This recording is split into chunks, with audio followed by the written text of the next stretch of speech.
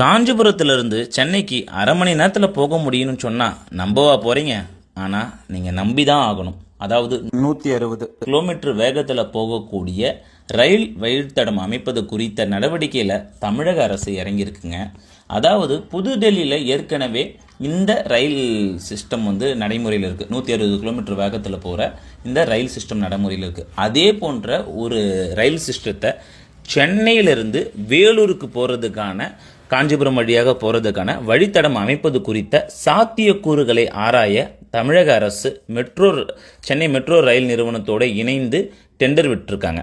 இதை வைத்து பார்க்கும் பொழுது சென்னையிலிருந்து வேலூருக்கு கிட்டத்தட்ட 160 கிலோமீட்டர் வேகத்தில் போனால், 140 கிலோமீட்டரில் இருக்கிற வேலூருக்கு 160 கிலோமீட்டர் வேகத்தில் போகும்போது 1 மணி நேரத்தில் நம்ம சென்னையை அடைஞ்சிடலாம். அப்படின்னா காஞ்சிபுரத்திலிருந்து சென்னைக்கு இதே ட்ரெயினில் நாம் போகிறதா இருந்தால் 20லிருந்து 30 நிமிஷம் தான் நேரம் எடுத்துக்கும். இதுக்கான டெண்டர் விட்டுருக்காங்க. அடுத்து என்னென்ன அப்டேட்ஸ் நடக்கும் அப்படின்னு பார்த்தீங்கன்னா, முழு ஸ்டடி இந்த சாத்தியக்கூறுகளை தயாரிப்பாங்க.